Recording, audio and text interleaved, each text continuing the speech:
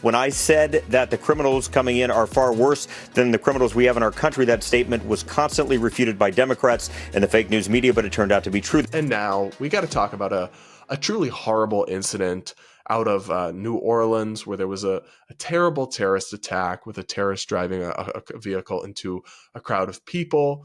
Many dead, many injured, absolute chaos, heartbreaking scenes.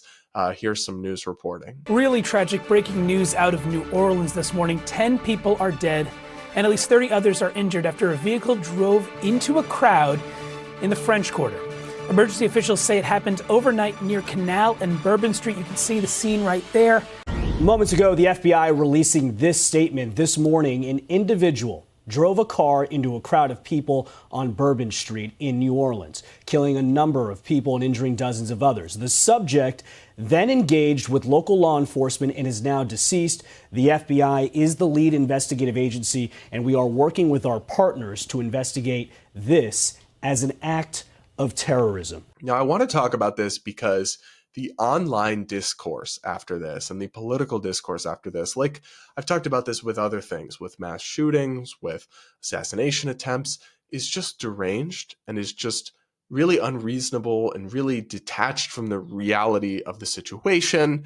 And that's just something that bothers me, whether it's coming from the left or the right. I hate when we have tragic incidents or horrific events and people overreact to them, people react in misleading ways, or they exploit them to push political agendas, even ones I agree with. So that's what we're going to talk about today. In particular, we're going to start by touching on something that incoming President Trump had to say about the incident in New Orleans. Trump tried to blame the New Orleans attack on immigration, but Fox News pointed out that there's a problem with that. Take a listen. President-elect Donald Trump put out a statement on social media earlier today that reads as follows. When I said that the criminals coming in are far worse than the criminals we have in our country, that statement was constantly refuted by Democrats and the fake news media, but it turned out to be true. The crime rate in our country is at a level that nobody has ever seen before. Our hearts are with all the innocent victims and their loved ones, including the brave officers of the New Orleans Police Department. The Trump administration will fully support the city of New Orleans as they investigate and recover from this act of pure evil.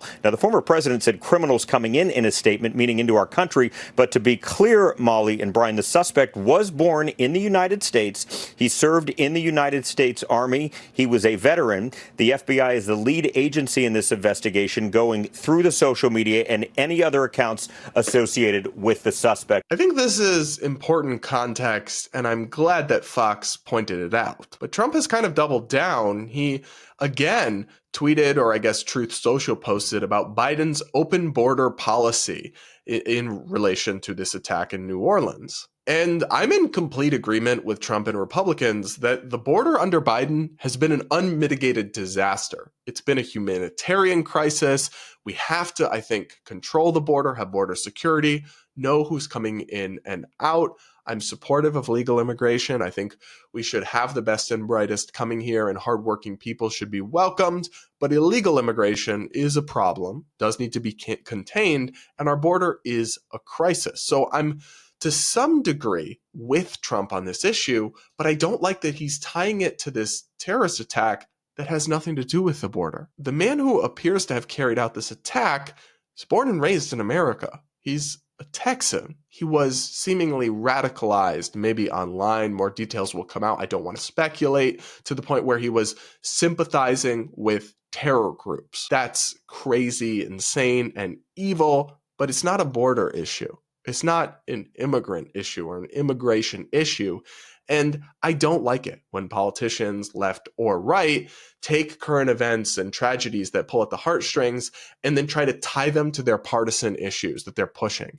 To me, that always feels gross and wrong, whether it's the left doing it or, in this case, Republicans doing it. It's also important to understand that, simply as a matter of statistical fact, immigration does not pose a big threat of terrorists coming into the country and committing attacks. That's not something that's occurred almost at all statistically over the last several decades. Data from the Cato Institute shows that from 1975 through 2022, the average chance of dying in an attack committed by a foreign-born terrorist on U.S. soil was 1 in 4,338,000 a year. So extremely unlikely. By comparison, the annual chance of being murdered in a criminal homicide in the United States was about 1 in 20,000 during the same time.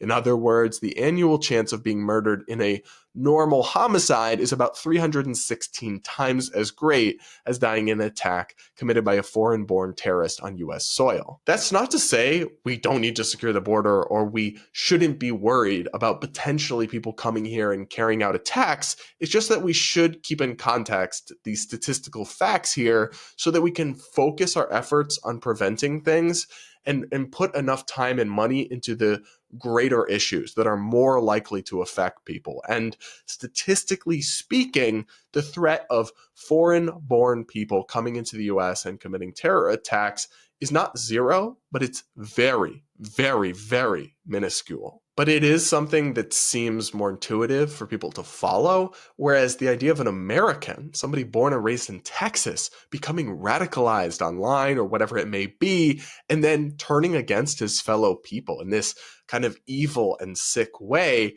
is much harder for us to understand or wrap our heads around how that could ever happen or what's wrong with our society that people are going astray like this, because this guy is not the first one. We've had this over recent years. Many of the domestic terror attacks have been homegrown, radicalized people, not foreign-born people.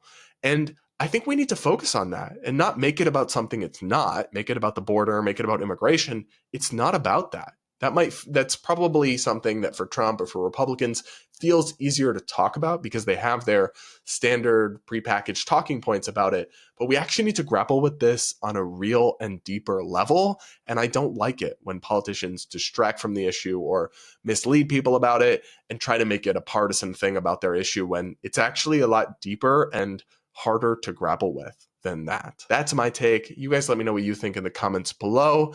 And I also want to talk about another politician's response to this incident that did not go over well online, I think is fair to say. Obviously, the attack happened in New Orleans, which is in Louisiana. The governor there is named Jeff Landry, who he's a Republican, and he's been very involved in the response to the crisis and the attack, as is always the case. When you have something happen like that, the governor, local officials get involved. But he posted something to social media in the aftermath that a lot of people weren't happy with. Here's that post. So he wrote, it's a picture of him in front of a restaurant smiling with his wife, it seems, and some other people, perhaps. Not sure who the other people in the photo are, actually. And he wrote, "Ate dinner tonight in New Orleans. Proud to be a part of this incredibly resilient city. See everyone at the game tomorrow." And it's him smiling with a thumbs up.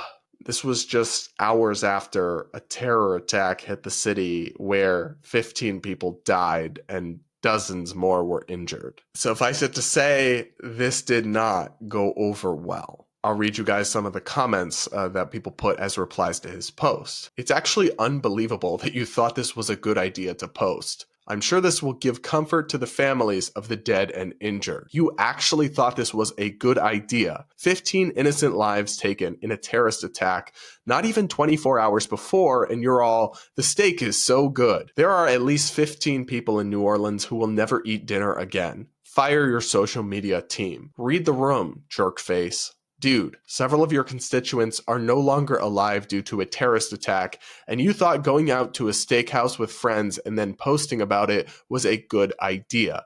Fire yourself." I think it's safe to say that this post did not go the way the governor hoped. And when I saw it, I did cringe. I was like, oof, that did not land well. That is tone deaf. It is probably not the right thing to post in the aftermath of this kind of an incident.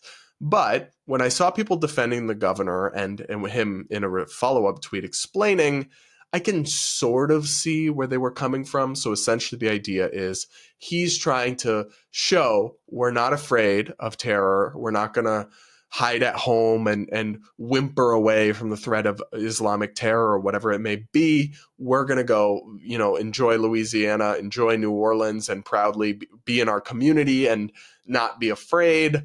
I sort of get that, but ultimately, I think it was a huge mistake to post, and especially the steakhouse and the smiling and the thumbs up. There probably was a way to do that kind of resilience-based posting, like still walking the streets and talking to people or going out and about and saying, we're not hiding away, we're not afraid, without the kind of luxurious trappings of the steakhouse and the weird smiling and thumbs up. Like, there was probably a better way to do this, but I don't think this guy is like evil or was ill-intentioned. I just think it was kind of a complete failure of execution from a PR, communications, social media perspective. But what do you guys think about this Jeff Landry post from the governor down there in Louisiana? I'm curious, which side of that fence do you guys land on? Do let me know in the comments. Make sure you hit that like button if you haven't yet, and do subscribe.